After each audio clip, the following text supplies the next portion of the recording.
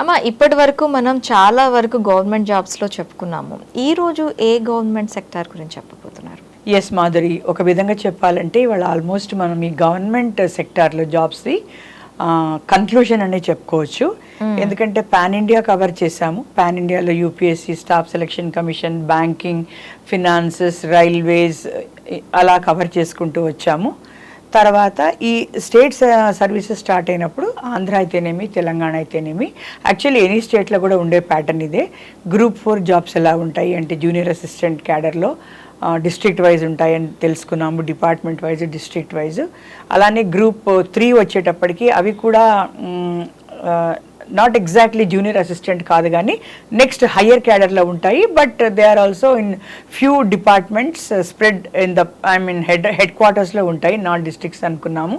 So continuing ఈరోజు public service commission ద్వారా జరిగే ఇంకా 2 అతి ముఖ్యమైన, యాక్చువల్లీ ఇది రియలీ చెప్పాలంటే very very important, very very popular recruitments అని చెప్పుకోవచ్చు. They are group 2 and group 1. So group 1 is the ultimate recruitment by the public service commission. So group recruitments అంటే గ్రూప్ 4, గ్రూప్ 3, గ్రూప్ 2, గ్రూప్ 1 అని అనుకుంటారు. మనం group 4 and group 3 cover చేశాం కాబట్టి ఈరోజు group 2 ఇంకా గ్రూప్ 1 గురించి చాలా బ్రాడ్గా తెలుసుకుందాం. అంటే దీనికి క్వాలిఫికేషన్ కానీ, దీనికి నోటిఫికేషన్స్ కానీ ఎప్పుడు పడుతుంటాయి? క్వాలిఫికేషన్ ఏంటి? ఫస్ట్ గ్రూప్ 4 అన్నది మనం ఏదైతే మనం మాట్లాడుకోవాలనుకున్నామో ఆల్రెడీ మన ముందు ఒక నోటిఫికేషన్ ఉంది. ఇది December 22 అంటే 2022 డిసెంబర్లో ఇవ్వబడ్డది.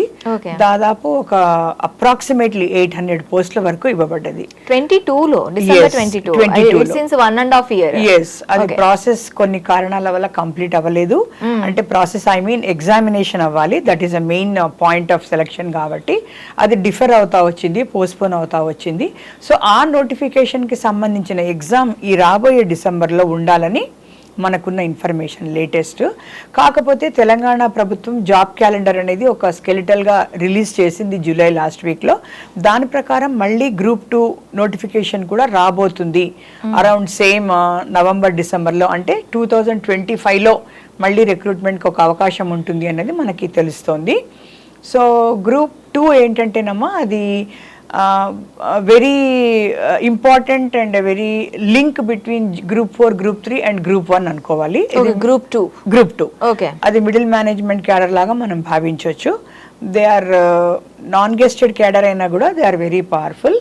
అయితే మనము గ్రూప్ 2 అనగానే ఒక జాబ్ అని కాకుండా it is recruited for nearly 18 departments, అంటే 18 టైప్స్ ఆఫ్ జాబ్స్కి అది రిక్రూట్ అవ్వబడుతుంది. కానీ దీనిని మెయిన్గా రిక్రూట్ అయ్యే వాళ్ళని మోస్ట్లీ అసిస్టెంట్ సెక్షన్ ఆఫీసర్ అని రెఫర్ చేస్తారు చాలా డిపార్ట్మెంట్స్లో. అసిస్టెంట్ సెక్షన్ ఆఫీసర్ అంటే జనరల్ అడ్మినిస్ట్రేషన్ ఉంటుంది సెక్రటేరియట్లో, ఫినాన్స్లో కానీ, లాలో కానీ ఇలా అసిస్టెంట్ సెక్షన్ ఆఫీసర్ కింద వీళ్ళు అపాయింట్ అవుతారు. అదేవిధంగా అసిస్టెంట్ ట్రైబల్ వెల్ఫేర్ ఆఫీసర్గా ఉండొచ్చు ట్రైబల్ వెల్ఫేర్ డిపార్ట్మెంట్లో, అసిస్టెంట్ సోషల్ వెల్ఫేర్ ఉండొచ్చు షెడ్యూల్ కాస్ట్ డెవలప్మెంట్ అథారిటీ దగ్గర. ఇదే విధంగా ప్రొహిబిషన్ అండ్ ఎక్సైజ్ డిపార్ట్మెంట్లో ఎక్సైజ్ సబ్ ఇన్స్పెక్టర్ అని ఉంటారు. తర్వాత మండల్ లెవెల్లో మండల్ పంచాయత్ ఆఫీసర్ అని ఉంటారు. అసిస్టెంట్ రిజిస్ట్రార్ ఉంటారు కోఆపరేటివ్ సొసైటీస్లో. తర్వాత రిజిస్ట్రేషన్ అండ్ స్టాంప్స్లో అంటే ఈ ల్యాండ్ రిజిస్ట్రేషన్ ఈ హౌస్ రిజిస్ట్రేషన్స్ అవి అవుతాయి కదా, దాంట్లో గ్రేడ్ 2 కింద ఉంటారు. అలానే మున్సిపల్ కమిషనర్ గ్రేడ్ 3 కూడా ఈ గ్రూప్ 2 ద్వారా రిక్రూట్ చేయబడతారు. అండ్ మెయిన్గా ఎంఆర్ఓ చాలా పాపులర్ పోస్ట్ ఇది మన ల్యాండ్ రెవెన్యూలో. అదేవిధంగా అసిస్టెంట్ కమర్షియల్ ట్యాక్స్ ఆఫీసర్ అంటే ఇది వరకు ఏసీటీఓ అనేవారు కమర్షియల్ ట్యాక్సెస్ డిపార్ట్మెంట్లో, ఇప్పుడు అదే జిఎస్టీ డిపార్ట్మెంట్ అయింది, స్టేట్ జిఎస్టీ. ఈ విధంగా మనకి ల్యాండ్లో ఎంఆర్ఓలు అయితేనేమి, ఏసీటీఓలు అయితేనేమి, మున్సిపల్ కమిషనర్ గ్రేడ్ 3 అయితేనేమి, సబ్ రిజిస్ట్రార్ అయితేనేమి. So they are all very powerful and very important post. So you can see they are spread across the departments. So exam ద్వారా మనం రాసే ఎగ్జామ్ ద్వారా మనకు వచ్చే మార్కుల ద్వారా మనకి ఎక్కడైనా కూడా అలాట్ అవ్వచ్చు. ప్రొహిబిషన్ ఎక్సైజ్ కానీ, హ్యాండ్లూమ్స్ కానీ, వెల్ఫేర్ కానీ, జిఏడి కానీ. సో దట్ ఈస్ ఏమంటారు entry point through which these officers are recruited via group 2 notification. Group 2 notifications కి ఇన్ని టైప్స్ ఆఫ్ వేరియేషన్స్ లో మనకి జాబ్ అనేది వచ్చే ఛాన్సెస్ మనకు ఉంటాయి. క్వాలిఫికేషన్ ఏముంటుంది? ఎస్ మా డిగ్రీ బేసిక్ డిగ్రీ మనకి ప్రతి దానికి కూడా మనకి ఐఏఎస్ క్యాడర్ కి వెళ్ళాలన్నా కూడా మినిమం డిగ్రీ అనేది ఒక ఇది ప్రతి దానికి కూడా మనం డిగ్రీ చదువుకొని ఉంటే ప్రతి గవర్నమెంట్ జాబ్ కి మనం ఎలిజిబుల్ గా ఉంటాం. ఎగ్జాక్ట్లీ. ఓకే, మనము లాస్ట్ ఇప్పుడు మనం చెప్పుకున్న ఏజెన్సీస్ రిక్రూట్మెంట్స్ ఎన్నో తెలుసుకున్నప్పుడు మనం చెప్పాలంటే దాదాపు 70 to 60% అన్నిటికీ కూడా గ్రూప్ గ్రాడ్యుయేట్స్ ఎలిజిబుల్ అవుతారు. కొన్ని లెవెల్లో టెక్నికల్ లెవెల్లో సూపర్వైజరీ లెవెల్లో కొంత డిప్లొమా వాళ్ళు, పాలిటెక్నిక్ వాళ్ళు, ఐటీఐ వాళ్ళు, ముఖ్యంగా మనకి ఈ ఎలా అంటే స్కిల్ ఓరియంటెడ్ అంటే ఈ ఇంజనీరింగ్ సైడ్ అనుకోనివ్వండి, అలాంటి చోట మనకి ఐటీఐ వాళ్ళు కూడా ఎలిజిబుల్ అవుతారు.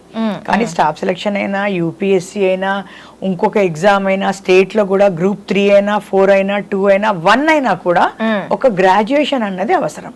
సో ఒక గ్రాడ్యుయేషన్ ఒక్కసారి అయిపోతే వాళ్ళ ముందు ఎన్నో ఆప్షన్స్ ఉంటాయి to choose from various government recruitments. That is if they are interested. Yes. So ఈ గ్రూప్ 2 అనేది ఒక ఎలిజిబిలిటీ గ్రాడ్యుయేట్ కాబట్టి 18 years నుంచి ప్రస్తుతం మన స్టేట్ గవర్నమెంట్ నోటిఫికేషన్స్ అన్నిట్లో కూడా 44 years వరకు అని చెప్పిస్తారు. సో ఈ 44 years అనేది జనరల్గా దీని మీద ప్రతి గవర్నమెంట్లో ఉండే ఏజ్ రిలాక్సేషన్ ఫర్ ఓబీసీస్ కానీ, మళ్ళీ ఎకనామికలీ బ్యాక్వర్డ్ కానీ, లేకపోతే ఎస్సీ ఎస్టీస్ కానీ, ఫిజికలీ హ్యాండిక్యాప్ కానీ, అవి రెగ్యులర్. అది మనం ప్రత్యేకంగా ప్రతిసారి చెప్పని అవసరం లేదు. నోటిఫికేషన్ వచ్చినప్పుడు అది వాళ్ళ దీన్ని బట్టి తెలుసుకుంటే వాళ్ళకి ఎలిజిబిలిటీ అనేది క్లారిటీ వచ్చేస్తుంది. ప్రాసెస్లో ఎలా ఉంటుంది దీనివి? గ్రూప్ 2 అనేది కూడా ఒక ఎగ్జామ్ ద్వారా రిక్రూట్ అవ్వబడుతుంది. ప్రస్తుతం తెలంగాణ గవర్నమెంట్ అంటే Telangana public service and commission ద్వారా చేయబడే ఎగ్జామ్స్ ఎక్కడ కూడా మనకి ఇంటర్వ్యూస్ అనేవి లేవు. సో ఈ గ్రూప్ 2 కూడా ఒక ఎగ్జామ్ ఉంటుంది, అంటే ఒకే లెవెల్ ఉంటుంది. మళ్ళీ ప్రిలిమినరీ మెయిన్స్ అని కాకుండా అన్ని కూడా మల్టిపుల్ చాయిస్ క్వశ్చన్స్ ఉంటాయి. సో వీళ్ళకి ఏంటంటే ఎంసీక్యూ క్వశ్చన్స్ కంప్యూటర్ సిస్టమ్ ద్వారా దాదాపు 4 పేపర్స్ ఉంటాయి. దాదాపు అంటే వాట్ ఐ మీన్ ఇస్ 4 పేపర్స్లో టెస్ట్ చేస్తారు. ఫస్ట్ పేపర్ వచ్చేసి జనరల్ అనమాట, కరెంట్ అఫైర్స్, జీకే, తర్వాత జాగ్రఫీ, హిస్టరీ అలాగ ఉంటుంది. సైన్స్ అండ్ టెక్నాలజీ, ఎన్విరాన్మెంట్ అంటే అంటే మిగతా పేపర్స్లో లేనివి ఇక్కడ అడుగుతారు. ఈవెన్ కాస్త డేటా ఉంటుంది, మ్యాథ్ ఉంటుంది, కాస్త ఇంగ్లీష్ కూడా ఉంటుంది. పోతే మిగతా 3 పేపర్లు, ఒకటి history and polity of society అంటే history of Telangana, history of India కూడా, అదేవిధంగా economics and development, same thing Telangana కూడా ఇండియా కూడా. అండ్ ఇంకొకటి 4th పేపర్ ఎక్స్క్లూజివ్గా తెలంగాణ మూమెంట్ మీద. ఓకే. సో ఈ విధంగా జనరల్ పేపర్ ఒకటి, హిస్టరీ అండ్ సొసైటీ ఒకటి, ఎకనామిక్స్ అండ్ డెవలప్మెంట్ ఒకటి, తెలంగాణ మూమెంట్ ఒకటి. 4 పేపర్లు కూడా ఎంసీక్యూ అంటే మల్టిపుల్ చాయిస్ క్వశ్చన్స్ ద్వారా టెస్ట్ చేయబడతారు. దీంట్లో వచ్చిన మెరిట్ ఆధారంగా వీళ్ళని మనం పైన అనుకున్న వివిధ డిపార్ట్మెంట్స్లో వాళ్ళ ఇచ్చిన ఆప్షన్స్ ఇవ్వాల్సి వస్తుంది. మనము ఎగ్జామ్ రాసే ముందు ఆప్షన్స్ని బట్టి వాళ్ళ మార్క్స్ని బట్టి అలాట్ చేయడం జరుగుతుంది. ఓకే. అది కంప్లీట్ గా ఇది కూడా మనకి paper based exam. After interview ఉంటుందా దీనికి? ఉండదు. ఇంటర్వ్యూ మన తెలంగాణ గవర్నమెంట్ లో ప్రస్తుతం ఏ జాబ్స్ కూడా ఇంటర్వ్యూ అనేవి ప్రస్తుతానికి గ్రూప్ 1 అయినా కూడా ఇంటర్వ్యూ లేదు. Okay. Direct exam marks base మీద ఉంటుంది. ఈ రోజున్న ప్రకారం అయితే అంతే. ఓకే. ఇప్పటి వరకు అంతే. అయితే గ్రూప్ 1 కి సంబంధించి గ్రూప్ 1 కి ఎలిజిబిలిటీ క్రైటీరియా కానీ, దీని నోటిఫికేషన్స్ కానీ, ఇవన్నీ కూడా ఎట్లా ఉన్నాయి? ఎస్ మాధురి. సో అల్టిమేట్గా అంటే ఇంకా ఫైనల్గా చెప్పుకోవడానికైనా సరే, లేదా ఇంకా తెలంగాణ పబ్లిక్ సర్వీస్ కమిషన్లో అవైలబుల్ ఉన్న వాటిలో టాప్ మోస్ట్ ఎగ్జామ్ అయినా అనుకున్నా సరే అది గ్రూప్ 1 ఎగ్జామ్. అది ఈ గ్రూప్ 1 ఎగ్జామ్ ఏంటంటే ఇది కరెక్ట్ కంపారిజన్ అనడం సరికాకపోయినా ఆల్మోస్ట్ ఎలా అంటే ఇది యూపీఎస్సీలో సివిల్ సర్వీస్లో ఎగ్జామ్ లా కంపేర్ చేస్తారు. ఎందుకంటే ఇప్పుడు మనం అనుకున్నాం కదా, యూపీఎస్సీ నుంచి ఒక ఐఏఎస్ ఆఫీసర్ వస్తే, ఒక ఐపీఎస్ ఆఫీసర్ వస్తే వాళ్ళకి ఇమ్మీడియట్ గా నెక్స్ట్ లెవెల్ అసిస్టెన్స్ అనేది ఈ గ్రూప్ 1 ద్వారా సెలెక్ట్ అవ్వబోయిన ఆఫీసర్లకు ఉంటుంది. అంటే మనకి అక్కడ యూపీఎస్సీ నుంచి వచ్చిన వాళ్ళకి అసిస్టెంట్స్ గా వీళ్ళు. మనం ఎప్పుడు కూడా ఇదివరకు అనుకున్నట్టు గవర్నమెంట్ అనేది ఒక పిరమిడ్ అంటే ట్రయాంగిల్, అంటే టాప్ మోస్ట్ ఒక ఐఏఎస్ కానీ ఐపీఎస్ కానీ ఉంటే వాళ్ళకి వెంటనే ఉండే అసిస్టెంట్స్ ని అంటే డిప్యూటీ సూపరింటెండెంట్ ఆఫ్ పోలీస్ కానీ, డిఎస్పీ అంటారు కదా, అదే ఆర్డీఓ కానీ డిప్యూటీ కలెక్టర్ కానీ మన ఐఏఎస్ వాళ్ళ కింద ఉంటారు రెవెన్యూలో, వీళ్ళని ఈ గ్రూప్ ద్వారా రిక్రూట్ చేయబడతారు. సో వీళ్ళకి అసిస్టెంట్స్ గా ఇప్పుడు మనం అనుకున్న గ్రూప్ 2 వాళ్ళు ఉంటారన్నమాట. ఈ గ్రూప్ 2 కింద గ్రూప్ 4 గ్రూప్ 3 ఉంటారు. ఇది basis. So group 4 group 3 group 2 group 1. Group 1 వాళ్ళకి పైన ఐఏఎస్ ఐపీఎస్ సివిల్ సర్వీస్ ఉంటారు. సో గ్రూప్ 1 అన్నది తెలంగాణ పబ్లిక్ సర్వీస్ కమిషన్ అయినా ఏ స్టేట్ లోనైనా సర్వీస్ కమిషన్ లో అది అల్టిమేట్ అమ్మా for recruiting through direct recruitment in state cadre officers. So ఇది కూడా ఏంటంటే ఆల్మోస్ట్ 18 టైప్స్ ఆఫ్ పోస్ట్ కి రిక్రూట్మెంట్ అవుతుంది, నాట్ 1 పోస్ట్. ఇప్పుడు మనం అనుకున్నట్టుగా ఆర్డీఓ ఆబ్లిక్ డిప్యూటీ కలెక్టర్ అంటారు, డిప్యూటీ సూపరింటెండెంట్ ఆఫ్ పోలీస్ అంటారు, తర్వాత మన కమర్షియల్ ట్యాక్స్ ఆఫీసర్స్ అంటారు, తర్వాత సబ్ రిజిస్ట్రార్స్ ఉంటారు. Okay, just for the sake of interest I read out few caders so that viewers can get the fresh candidates can get interested. Assistant excise superintendent ఉంటారు, municipal commissioner grade 2 ఉంటారు. Group 2 లో grade 3 అనుకున్నాము. So ఇక్కడ grade 2 అంటే కొద్దిగా higher municipalities కి వీళ్ళని ఇస్తారన్నమాట.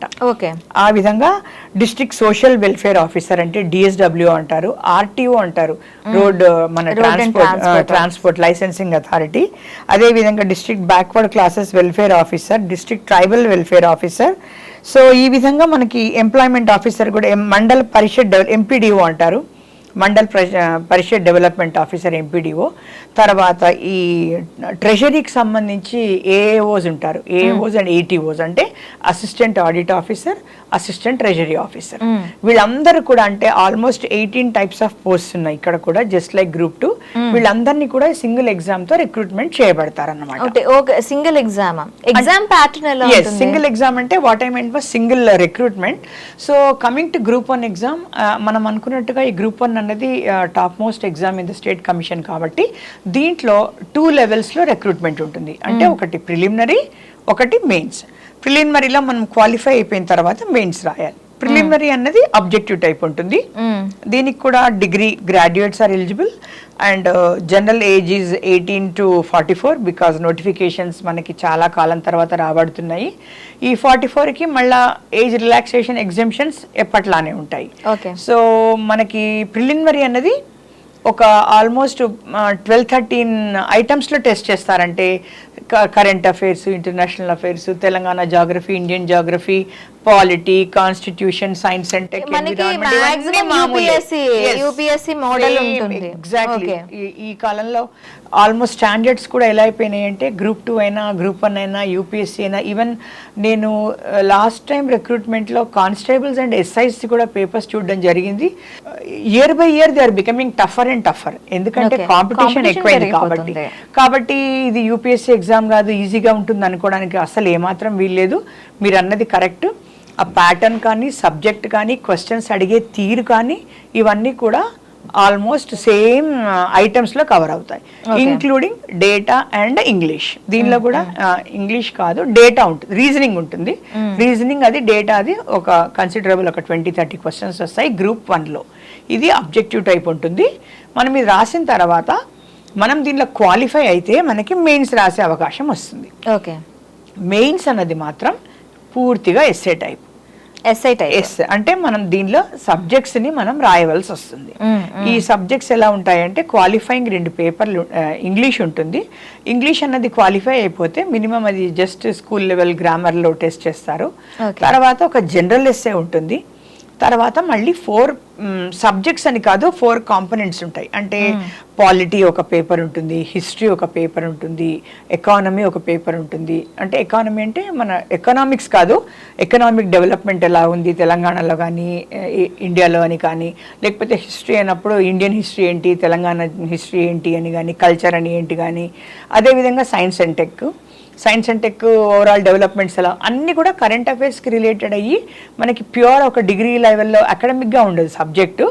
Application లెవెల్లో ఈ రోజు ఉన్న సామాజికంగా మనకున్న పరిస్థితుల్లో మనం తెలుసుకోవాల్సిన అంశాలు ఏంటి, ఏవి ఇంపార్టెంట్, అలాంటి వాటికి రిలేట్ చేస్తూ ఈ సబ్జెక్ట్స్లో అడుగుతారు. లాస్ట్గా తెలంగాణ మూమెంట్ మీద ఎక్స్క్లూజివ్ పేపర్ ఉంది.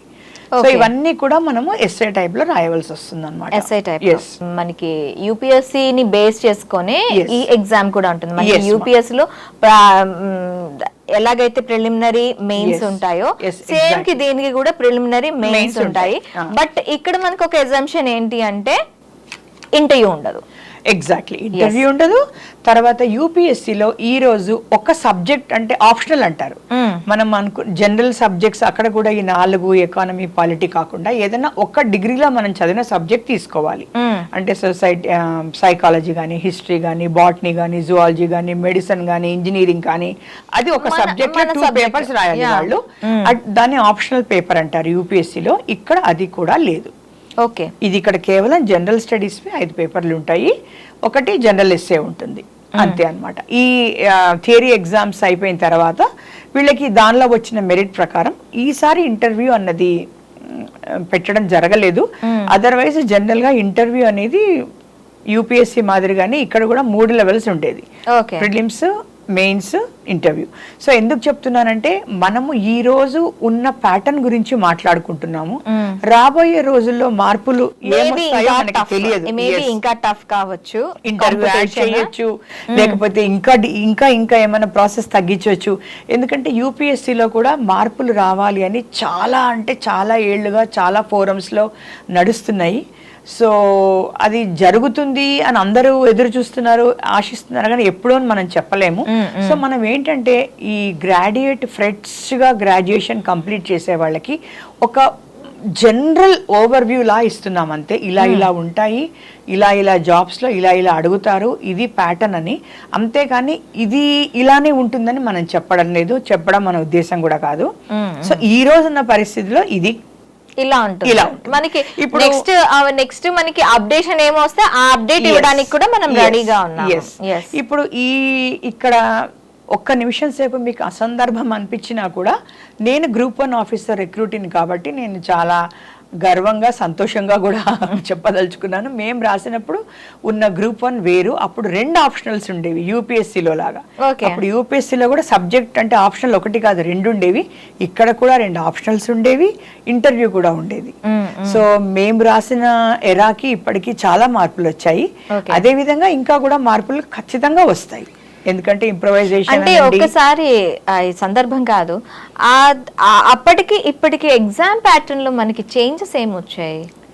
చేంజెస్ వచ్చాయంటే అదేనమ్మా, ప్యాటర్న్ లో ఫస్ట్ ఆఫ్ ఆల్ మనకి ఒక ఆప్షనల్ తీసేశారు. తర్వాత ప్రిలిమ్స్ లెవెల్లో కనుక ఆలోచిస్తే అప్పుడు క్వశ్చన్స్ కొంచెం సింపుల్ గా డైరెక్ట్ గా ఉండేవి. ఇప్పుడు ఏంటంటే చాలా కాంప్లికేటెడ్ చేసి ఒక్క బిట్లోనే నీకు 4-5 బిట్లు కవర్ అయ్యేలాగా డెప్త్గా 360 degreesగా నీకు ఒక విషయం తెలిస్తే చాలదు, అంటే వినుంటే చాలదు, దాని గురించి లోతుగా తెలుసుకోవాలి అన్న పరిస్థితి ఇప్పుడు ఉంది. ఈవెన్ రైటింగ్ లో కూడా నేను ఇప్పుడు ఇంకా గ్రూప్ 1 ఇప్పుడు I'm also very excited and waiting to see the recent group 1. కానీ మేము రాసిన తర్వాత చూసిన గ్రూప్ 1 చూస్తే కూడా చాలా వరకు కూడా అంటే డైరెక్ట్ క్వశ్చన్స్ ఉండవు. మీ యొక్క application of mind, me opinion ఏంటి, ఒక ఇష్యూని మీరు ఎలా సమర్థిస్తున్నారు, మీరు ఎలా ఒప్పుకుంటున్నారా, ఒప్పుకోరా, అవన్నీ మీరు రాసేలా క్వశ్చన్స్ వస్తున్నాయి. అండ్ ఇవి ఇయర్ బై ఇయర్ ఎక్కువ అవుతున్నాయి రాదర్. అంటే అది సైకాలజీ టెస్ట్ ని కూడాను, ఎబిలిటీ కూడా. ఎందుకంటే అమ్మా ఇది ఈ ఎగ్జామ్స్ లో కేవలం బుక్ లో ఉన్నది బట్టి పట్టేసి నేను రాసేస్తానంటే కుదరదు కదా. ఇది మనం అప్లై చేయాల్సింది మన మైండ్. సో ఒక ఇష్యూ ఉన్నప్పుడు మీరు ఒకలా ఆలోచించవచ్చు, నేను ఒకలా ఆలోచించవచ్చు, పరిష్కారం కూడా మీకు ఒకలా అనిపించవచ్చు, నాకు ఒకలా అనిపించవచ్చు. అది మన నుంచి రాబట్టడానికి ఉండేలా క్వశ్చన్స్ ఈ మధ్య ఎక్కువ ఉంటున్నాయి. ఇంకా సబ్జెక్ట్ అయితే ఎలాగూ తీసేశారు, ఇంటర్వ్యూ కూడా తీసేశారు. అంటే ఫస్ట్ నుంచి ఒక ప్రాబ్లం వచ్చేటప్పుడు హౌ యు యాక్ట్ అనేది ప్రిపేర్ చేస్తున్నారు ఇక్కడే. So that's a big change. ముఖ్యంగా preliminaries are becoming tough and tougher actually. నేను మళ్ళీ ప్రత్యేకంగా చెప్తున్నాను, బికాజ్ ఇప్పుడు జాబ్ క్యాలెండర్లో కానిస్టేబుల్ అండ్ ఎస్ఐసి కూడా నోటిఫికేషన్లో రాబోతుంది అరౌండ్ 2025 మే, జూన్, జూలై మధ్యలో ఎక్కడో. నేను చదివాను, కరెక్ట్ మంత్ గుర్తులేదు. బట్ లేటెస్ట్ రిక్రూట్మెంట్ ఏదైతే అయిందో those papers are very tough. మనం అనుకుంటాం కానిస్టేబుల్, బట్ దానిలో మ్యాథ్ చాలా ఉండింది, కరెంట్ అఫైర్స్ చాలా లెవెల్లో అడిగారు, చాలా డీప్ గా అడిగారు. So it is very clear, because competition is increasing. రాబోయే రోజుల్లో papers will become more and more టఫర్. Okay, yeah. So అమ్మా, ఇప్పటి వరకు మనం డిఫరెంట్ గవర్నమెంట్ జాబ్ సెక్టర్స్ గురించి మాట్లాడుకున్నాం. కాకపోతే అందరూ గవర్నమెంట్ జాబ్కి చెయ్యాలని ఉండదు. లేదు, మనకి ప్రైవేట్ సెక్టార్ అంటే వాళ్ళ రిక్రూట్మెంట్స్ కానీ వాళ్ళ ఇవి కానీ అన్ని వేరుగా ఉంటాయి. అది depends on company depends, company ఎలా వాళ్ళకి కావాలి అనేది ఆశిస్తుందో అలా తీసుకుంటుంది. కాకపోతే ఈ 2 సెక్టార్స్ కాకుండా, జాబ్ కాకుండా ఇంకా రిలీవ్ అయ్యాం మేము ఏం చేయాలి అనుకునే వాళ్ళకి కానీ, జాబ్ చేస్తున్నాము మాకు సెకండ్ ఇన్కమ్ కావాలి అనుకునే వాళ్ళకి కానీ, ఏదైనా మనకి నెక్స్ట్ ఆప్షన్గా ఏం తీసుకోవచ్చు అంటారు? ఎస్ మాధురి, యాక్చువల్గా మనము మాట్లాడుకున్న ఇన్ని వారాలకి మనము జాబ్ అనే కంటే కూడా మనం కెరియర్ పాత్ చూపిస్తున్నామని చెప్పొచ్చు పిల్లలకి. దాంట్లో గవర్నమెంట్ జాబ్స్ అన్నది ఒక కాంపనెంట్ మాత్రమే. యాక్చువల్గా రియాలిటీలో మాట్లాడాలంటే గవర్నమెంట్ జాబ్స్ అనేవి almost only 2 to 3% of employment సెక్టర్లో మనకి కాంట్రిబ్యూట్ చేస్తున్నాయి. సో ఇన్ని లక్షల మందిని గవర్నమెంట్ జాబ్కి అప్లై చేయండి, రాయండి అని చెప్పడం నా ఉద్దేశం కాదు.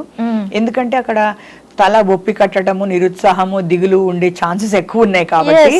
ఎందుకంటే గవర్నమెంట్ అనేది ఇంతమందిని అకామిడేట్ చేయలేదు.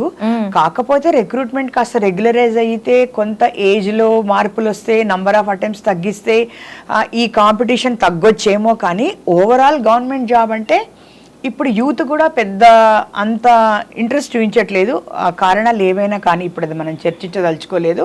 రెండోది, ఎక్కడ కూడా ఏ ప్రపంచంలో ఏ దేశం చూసినా కూడా government jobs cannot be a guarantee or source for employment generation. అది ఒక్క చాయిస్ గా చాలా తక్కువ మంది తీసుకుంటున్నారు. అది కొన్ని కారణాల వల్ల, కొన్ని రీజన్స్ వల్ల, కొన్ని ఏమంటారు వాళ్ళ పర్సనల్ ఎయిమ్స్ వల్ల కొంత ప్రిఫర్ చేసుకుంటే ట్రై చేసుకోవచ్చు అని చెప్పడం వరకే మన ఉద్దేశం. ఎందుకంటే చాలామంది మొన్న అనుకున్నట్టు ట్రాన్స్లేటర్స్ కానీ, స్టెనోగ్రాఫర్స్ కానీ, వీళ్ళకి అసలు ప్రైవేట్ సెక్టర్లో కాకుండా గవర్నమెంట్లో అయితే బెటర్గా ఉంటుంది, మీరు ఇది కూడా ఆలోచించండి అని చెప్పడం వరకు మనం ఇది ఆలోచించాము. So government jobs are definitely not more than, and it can never be more than 3% and maximum అంటారు 2%. ఎందుకంటే ఇప్పుడు రాను గవర్నెన్స్లో కూడా చాలా అంటే అంత ఆన్లైన్ ఈ గవర్నెన్స్ చాలా మార్పులు వస్తున్నాయి కదా, ఇంకా తగ్గొచ్చు కూడా.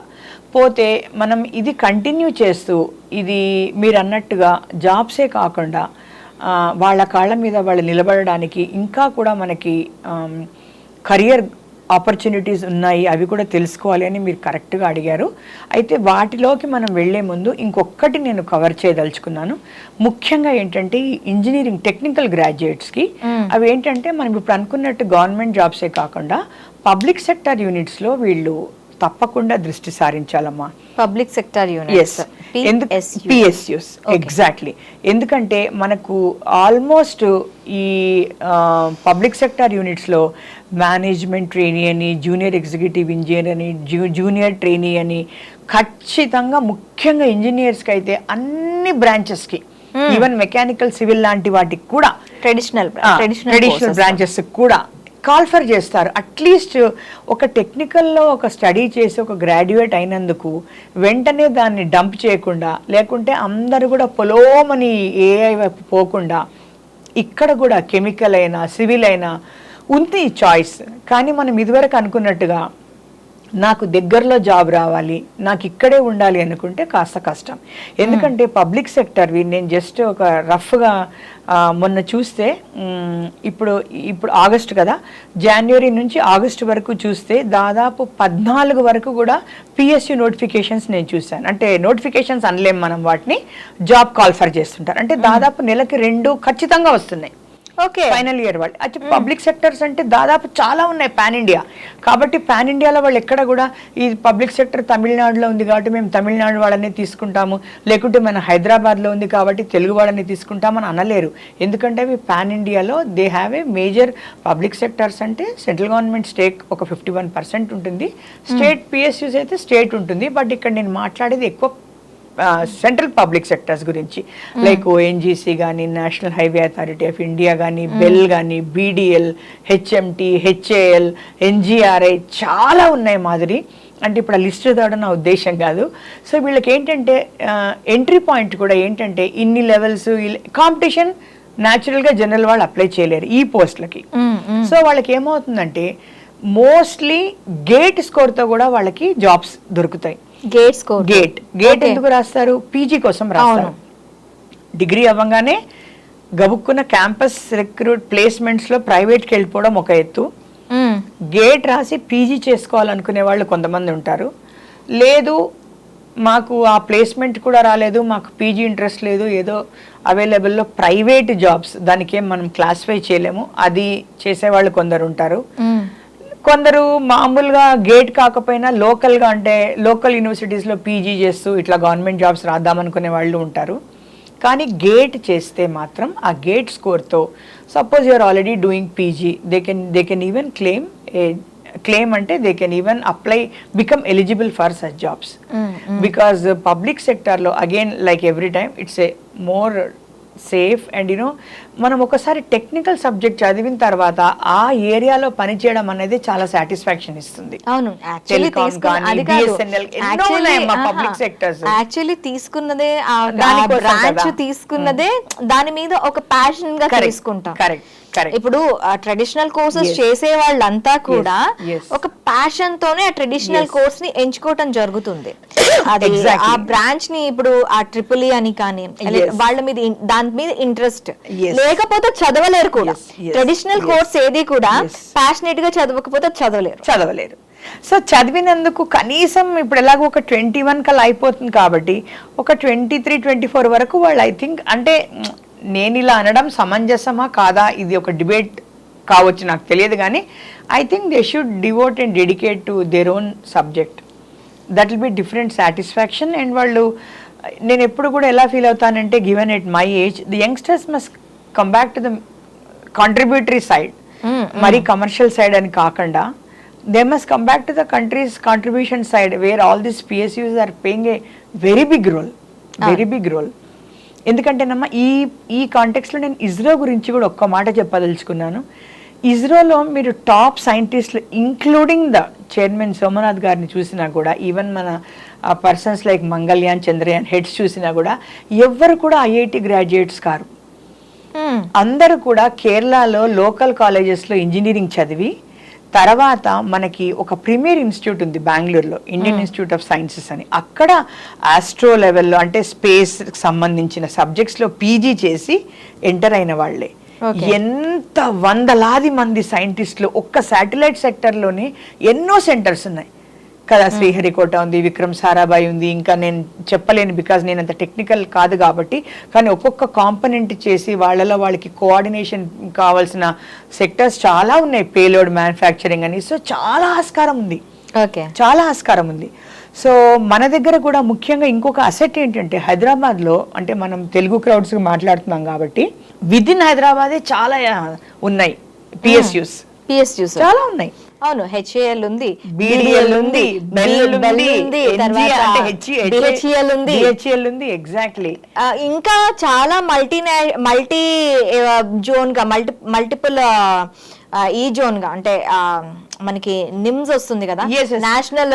అదే నేను అనుకుంటున్నా, PSUs కాకుండా డిఫెన్స్ కి సంబంధించిన ఆర్గనైజేషన్స్ ఉన్నాయి. BDL కానీ, DRDO కానీ, డిఫెన్స్ ల్యాబ్స్ కానీ. ఓకే, ఇంకా అగ్రికల్చర్ లో ICAR అని ఉంటుంది, అంటే Indian council of agriculture research. వాళ్ళవి కంట్రీ వైడ్ గా 103 ఇన్స్టిట్యూట్స్ ఉన్నాయి. ఎట్లా అంటే వాళ్ళు క్రాప్ వైజ్ వెళ్తారు, అగ్రికల్చర్ కదా. అలాంటిది మన తెలంగాణలో ఉన్నవి మిల్లెట్స్ ఉంది, డ్రై ల్యాండ్ అగ్రికల్చర్ ఉంది, క్రీడా అంటారు, మిల్లెట్స్ ఉంది, తర్వాత రైస్ ఉంది, జవార్ ఉంది. అలా అసలు ఇంకా నా గవుక్కున గుర్తుకు రావడం లేదు. So what I'm trying to tell is మన చుట్టుపక్కల హైదరాబాద్ లో చాలా ఉన్నాయి. అట్లానే ఇప్పుడు మనం PSU కాకపోయినా NGRA ఉంది, NRSA ఉంది. ఇవన్నీ నేషనల్ ఏజెన్సీస్, కొన్ని డిఫెన్స్ వి, కొన్ని అదర్ మినిస్ట్రీస్ వి. సో ఈ ఆర్గనైజేషన్స్ ఏం చేస్తాయంటే ఇప్పుడు మనం మాట్లాడుకున్న నోటిఫికేషన్స్లో ఎక్కడ కవర్ అవ్వకుండా వాళ్ళ ఓన్ రిక్రూట్మెంట్ చేస్తాయి.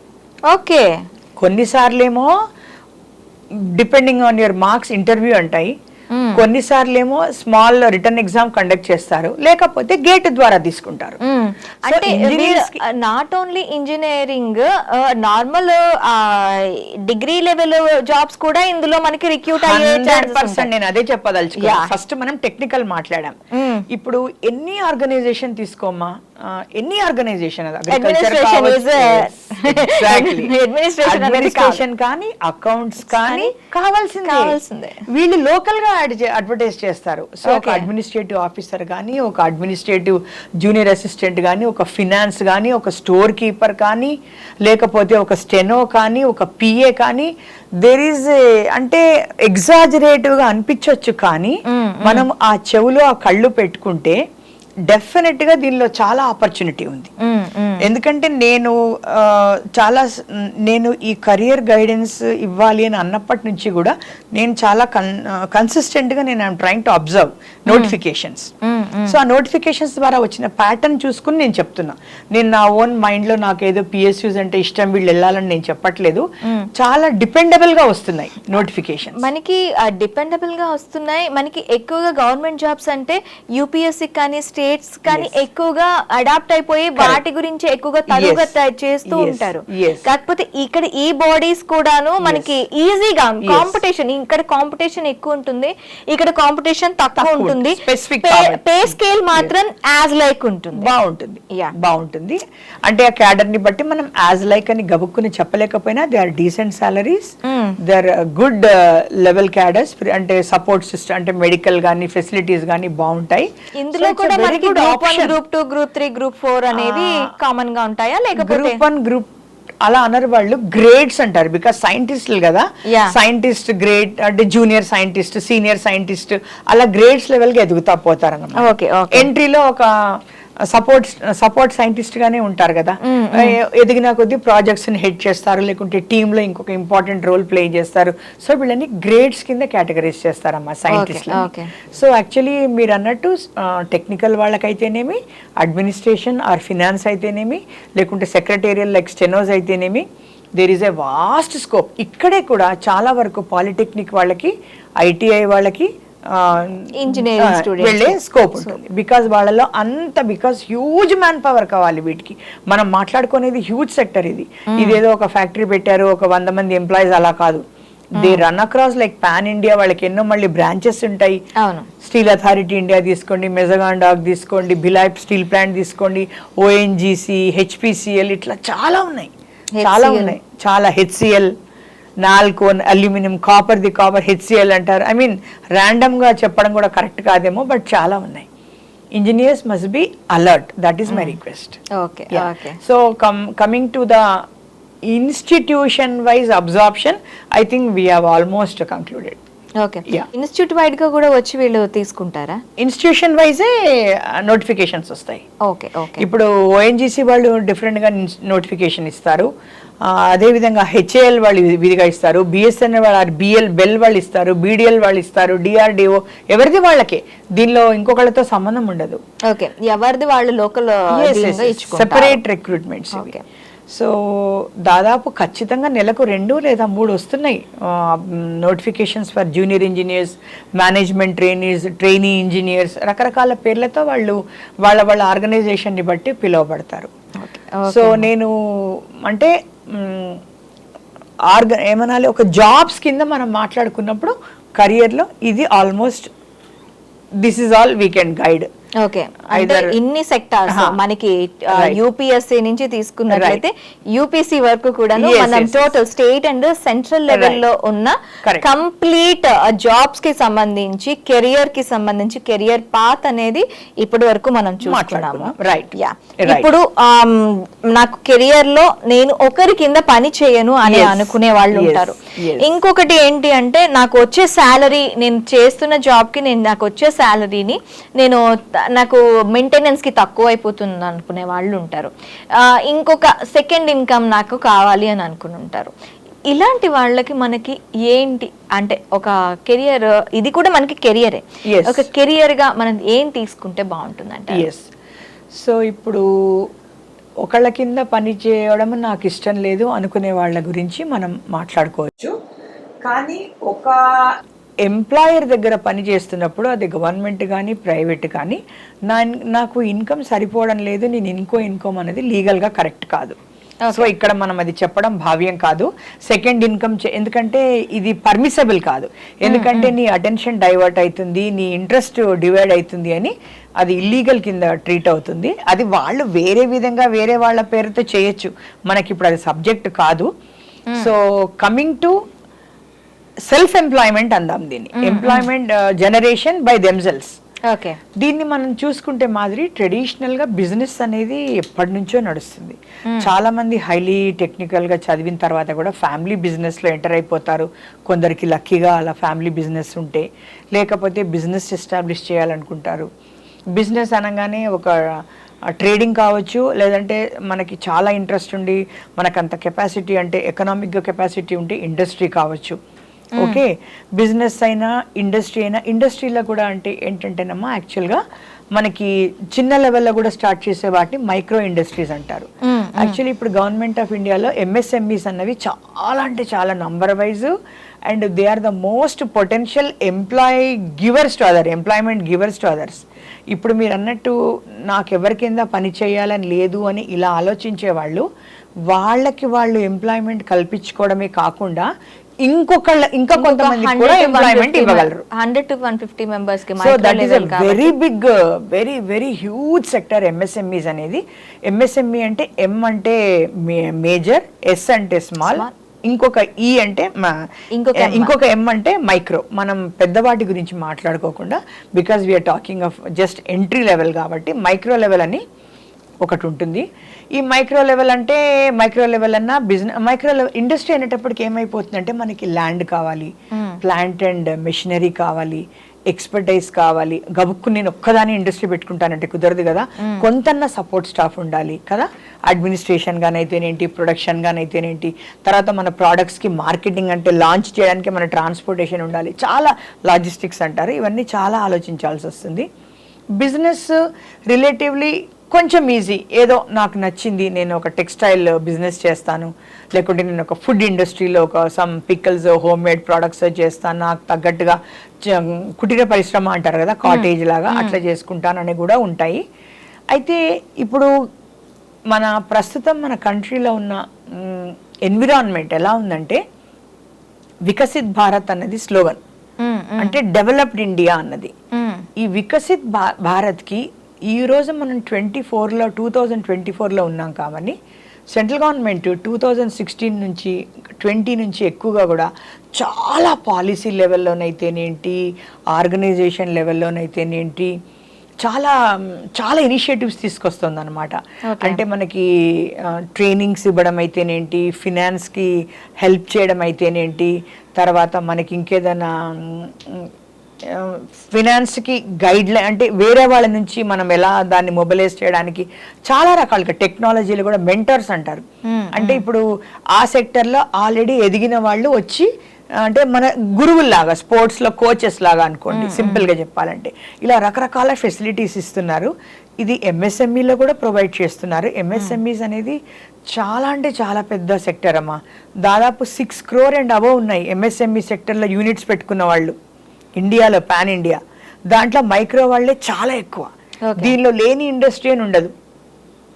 Mechanical parts, machinery, defence, medical, pharma, textile, exports కూడా చేస్తారు వాళ్ళు. Anything you name it, it is there in micro. So micro is a very big sector. Coming to అసలు ఇవేవి కూడా కాకుండా ఇప్పుడు కంప్లీట్గా అంటే ఏమంటారంటే క్యాచ్ వర్డ్ అంటారు, అంటే ప్రస్తుతం ఉన్న వర్డ్ బజ్ వర్డ్ అంటారు యంగ్ జనరేషన్ వాళ్ళు. అదేంటంటే స్టార్టప్స్. ఓకే, అంకురాలు అంటారు. ముఖ్యంగా మన డిగ్రీ పిల్లలకి ఇది అవగాహన చాలా, ఎందుకంటే మెట్రో సిటీస్లో, అర్బన్ సెంటర్స్లో వీటి గురించి బాగా అవగాహన ఉంది, కానీ ఈ Tier 2 సిటీస్లో, జిల్లాలలో కాకుండా మండల్ లెవెల్లో ఉన్న గ్రాడ్యుయేట్ పిల్లలకి దీని గురించి మనం డెఫినెట్గా కొంత చేయూతనివ్వాలి. అసలు స్టార్టప్ అంటే ఏంటమ్మా? స్టార్టప్ అంటేమా ఇది నేను ఆల్మోస్ట్ చాలా సింప్లిఫై చేసి చెప్పడానికి ప్రయత్నిస్తాను. స్టార్టప్ అంటే ఆ పేరులో ఉన్నట్టే స్టార్ట్ విత్ యూ. ఏంటి స్టార్ట్ చేయాలి అంటే, మనం ఇదివరకు 1 నిమిషం క్రితం మాట్లాడుకున్నట్టు ఇండస్ట్రీస్ అన్నా, బిజినెస్ చేయాలన్నా కొంచెం పెద్ద లెవెల్లో ఉంటుంది. అంటే మనకి ఒక బ్యాకప్ కావాలి, ఒక ఫినాన్స్ కావాలి, ఇన్వెస్ట్మెంట్ కావాలి, ప్లేస్ కావాలి, బిజినెస్ కన్నా కొంతమంది షటర్ కూడా పెట్టుకోవాలి, ఎందుకంటే బోర్డు పెట్టుకోవాలి, లైసెన్సెస్ కావాలి, బిజినెస్కి అయితే ట్రేడ్ లైసెన్స్ కావాలి, మున్సిపల్ లైసెన్స్ కావాలి, జిఎస్టీ కావాలి, ఫినాన్స్ కావాలి, లోనా ఏంటి, ఇలా రకరకాలు ఉంటాయి, మిషనరీ ఉండాలి.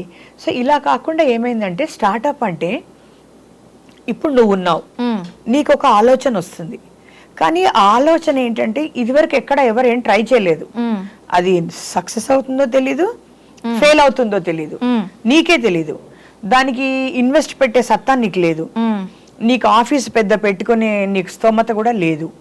సో నీ ఆలోచనను దీన్ని ఎలా వ్యక్తీకరించాలి, దీన్ని స్టార్టప్స్ అని స్టార్ట్ చేశారు. నాకు మీరు ఇది చెప్తూ ఉంటే నాకు ఒక సోషల్ మీడియాలో చూసిన ఒక ఇది గుర్తొస్తుంది వీడియో. ఒక అబ్బాయి ఉన్నాడంట, ఓకే, ఈ హ్యావ్ నో రెస్టారెంట్ లేదు తన దగ్గర, కానీ ఫుడ్ బిజినెస్ మీద రోజుకి అంటే రోజు మీన్స్ ఒక మంత్లీ తను 2 lakhs వరకు సంపాదిస్తున్నాడు. వితౌట్ తనకి రెస్టారెంట్ లేదు, only time and mobile investment పెట్టాడు. He earn monthly 2 lakhs. ఎలాగో మీరు చెప్పగలరా? అంటే ఆ సెక్టర్ గురించి చెప్పేంత డొమైన్ నాలెడ్జ్ నాకు లేదు. ఎలా అంటే క్లౌడ్ కిచెన్, క్లౌడ్ కిచెన్ కూడా కాదు, ఇట్స్ నాట్ ఎ క్లౌడ్. నేను అదే మేబీ నేను కూడా క్లౌడ్ కిచెన్ అనుకున్నా. It's not a cloud kitchen. తన చుట్టుపక్కల ఉన్న రెస్టారెంట్స్ లో ఏవి బెస్ట్ ఫుడ్స్ ఉన్నాయి, ఓకే, అది చూసుకొని ఒక మనకి ఉన్న ఇప్పుడు జొమాటో కానీ లేదు అంటే ఒక ఇప్పుడు చాలా స్విగ్గీ కానీ ఇన్స్టా మాటలు ఇలాంటి వాటిల్లోని జస్ట్ ఈ ప్రోడక్ట్స్ ఈ దీంట్లో నా డొమైన్ లో ఈ ప్రోడక్ట్స్ ఉన్నాయి, ఆ టేస్ట్ ఇది అంతాను కూడాను పెట్టేసుకొని ఒక ఇది స్టార్ట్ చేశాడు. ఓకే, ఏం లేదు, డెలివరీ బాయ్ వచ్చేటప్పటికి ఆ రెస్టారెంట్ కి వెళ్ళి దగ్గరుండి తనే ఆ ఫుడ్ తీసుకొచ్చి ఆ డెలివరీ బాయ్ కి అందించడం తన duty. Okay, time and mobile, okay, అంతే. ఓకే, అలా చేసి తనకి వస్తున్న 50 రూపీస్ ఫుడ్ ని 200 రూపీస్ కమ్మగలుగుతాడు. ఇది వన్ ఆఫ్ ద, ఇప్పుడు చెప్తాం కదా చాలా మోడల్స్ ఉంటాయని, కాదు చాలా ఇన్నోవేటివ్ అనేది హోల్సేల్ అయితే ఇతను రీటైల్ లాగా దాన్ని తీసుకొచ్చి మళ్ళీ సప్లై చేస్తున్నాడని మీరు చెప్తున్నారు. It's I mean I am no much idea about it. అంటే ఇప్పటి కాలం పిల్లలకి ఇన్నోవేటివ్ ఐడియాస్ అనేవి, నేను దాని గురించి చెప్పబోతున్నాను. ఇన్నోవేటివ్ ఐడియాస్ అనేవి వాళ్ళ బుర్రల్లో చాలా చాలా చాలా చాలా ఉంటున్నాయి, కాకపోతే ఎక్కడ చెప్పుకోవడానికి ఉండట్లేదు, వాళ్ళకి చెప్పుకోవడానికి ఉండట్లేదు. కొంతమందికి ఏంటంటే ఇలా చెయ్యాలి అనే ఈ థాట్ కూడా రాదు. కరెక్ట్. సో ఇప్పుడు మీరు అన్న ఎగ్జాంపుల్లో ఆ ఎగ్జాంపుల్ యొక్క మంచి చెడ్డలేంటి, బిజినెస్ మోడల్ ఏంటి, అది కాదు మన ఉద్దేశం చర్చించేది. ఇలా ఎవరికి వాళ్ళు వచ్చే ఐడియాస్ని ఒక వ్యక్తీకరించడానికి, లేదంటే అసలు అది నా ఐడియా వర్కౌట్ అవుతుందా కాదా, ఏంటి ఎలా అని మేనిఫెస్ట్ అవుతుందా లేదా అని టెస్ట్ చేయడానికే గవర్నమెంట్ ఆఫ్ ఇండియా నుంచి స్టార్టప్ ఇండియా అన్న ప్రాజెక్ట్ ఒకటి వచ్చింది. 2020 నుంచి బాగా అది చాలా స్ట్రాంగ్గా ఉంది. దీనికి చాలా అంటే చాలా సపోర్ట్ ఇస్తుంది గవర్నమెంట్, ఎందుకంటే మనం అనుకున్నట్టు అది ఎంప్లాయ్మెంట్ జనరేషన్ సెల్ఫ్ కాబట్టి మనకున్న పాపులేషన్లో ఏ సెక్టార్ ఏ జాబ్స్ కూడా ఎవరిని పూర్తిగా తీసుకోలేవు. సో ఎవరికి వాళ్ళు ఎదగాలి, ప్లస్ ఇంకొకళ్ళని కూడా సపోర్ట్ ఇచ్చి ఓవరాల్ ఎకనామిక్ డెవలప్మెంట్ కూడా అవుతుందని. సో ఈ స్టార్టప్ ఇండియా అన్నది మీరు అన్నట్టేనమ్మా, ఇప్పుడు ఒక 5 ఏళ్ల క్రితం కూడా లేని ర్యాపిడో కానీ, ఓలా కానీ, ఊబర్ కానీ, స్విగ్గీ కానీ, పేటిఎం కానీ, ఇవన్నీ కూడా స్టార్టప్ ఐడియాలే. ఈ రోజు మనం ఎంత పెరిగిపోయినాయి అంటే మనకు అది ఎప్పుడో 5 ఏళ్ల క్రితం అవి కూడా ఒక అంకురాలే అన్నది మనకు తెలీదు. అవును. సో ఇలాగా స్టార్టప్స్ అనేవి ఒక చిన్న ఐడియాతో స్టార్ట్ చేసి, ఓకే మరి నాకు ఐడియా వచ్చింది, ఇప్పుడు మీరు చెప్పారు కదా దీన్ని ఎలా ముందుకు తీసుకెళ్ళాలి అంటే, బేసిక్గా ఎలా ఉంటుందంటేనమ్మా, స్టార్టప్ అని వచ్చిన వాళ్ళు చాలా అంటే చాలా స్మాల్ స్కేల్లో ఒక దగ్గర చిన్నగా వాళ్ళు టెస్ట్ చేసుకోవాలి.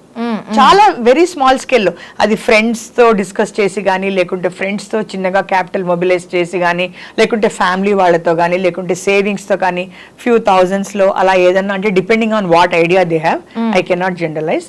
అది చేసిన తర్వాత వాళ్ళు ఇన్క్యుబేటర్ లెవెల్కి ఎదగొచ్చు. ఇన్క్యుబేటర్ అంటే ఏంటి అంటే బేసిక్గా ఏమీ కాదు. ఇన్క్యుబేటర్ అంటే మనకి మన డైలీ మాటల్లో చెప్పుకోవాలంటే, చంటి పిల్లలు ముందు డెలివరీ అయితే చిన్న డబ్బా లాంటి దానిలో పెడతారు కదా, వాళ్ళు హెల్త్ పుంజుకునేంత వరకు ఇన్క్యుబేట్ అంటారు కదా, అలాగనమాట. ఈ ఇన్క్యుబేట్ అంటే నీకు ఒక ఆలోచన వచ్చింది కదా, అది అంకురం దశలో ఉంది కదా, దాన్ని ఇన్క్యుబేట్ చేద్దాం అంటే ఇన్క్యుబేటర్స్ చేసే వాళ్ళది ఇప్పుడు ఒక పెద్ద ఎకో సిస్టమ్ అయిపోయింది.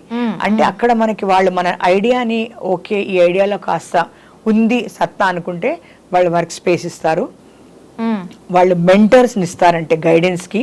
అక్కడ వాళ్ళకే ఫినాన్స్ వాళ్ళతో కనెక్టర్స్ ఉంటాయి.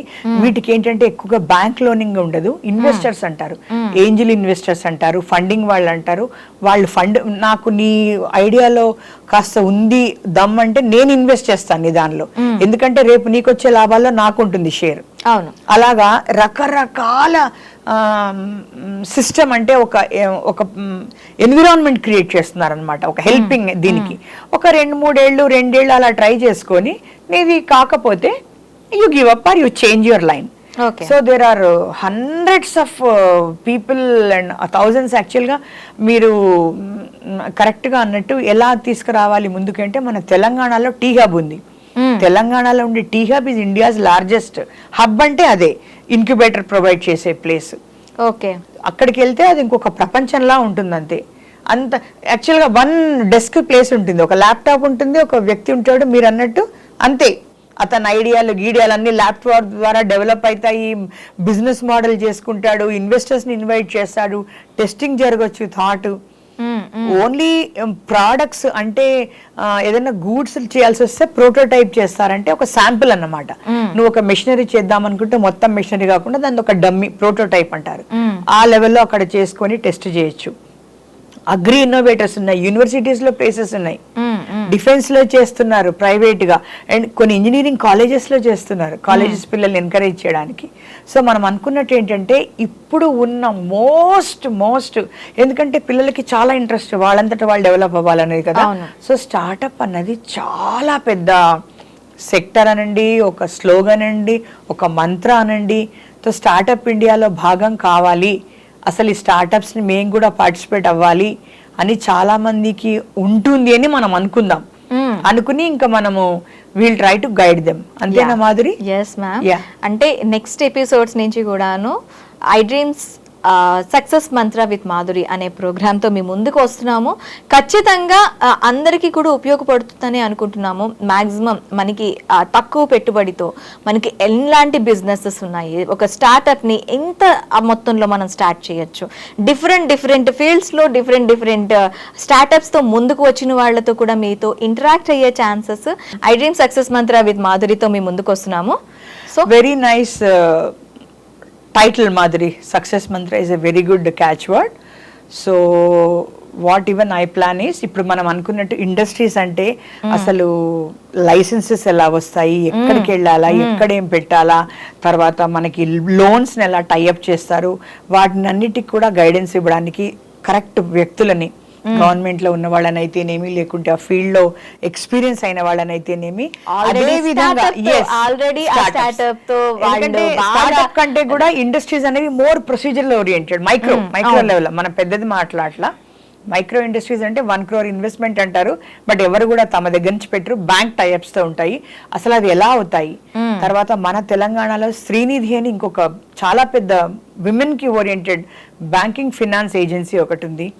అదే విధంగా మనం ఇప్పుడు టీ హబ్ అనుకున్నాం కదా, వి హబ్ అని ఉంది, అది కూడా ఇండియాలో ఆల్మోస్ట్ మనదే ప్రీమియర్ ఇన్స్టిట్యూట్. వి హబ్ అంటే విమెన్ హబ్ అన్నమాట, అంటే విమెన్ ఎంటర్ప్రైనర్స్ కి మాత్రమే ఫోకస్డ్ గా గైడెన్స్ ఇచ్చే అంటే ఇంక్యుబేటర్ అది మన స్టార్టప్స్ కోసం.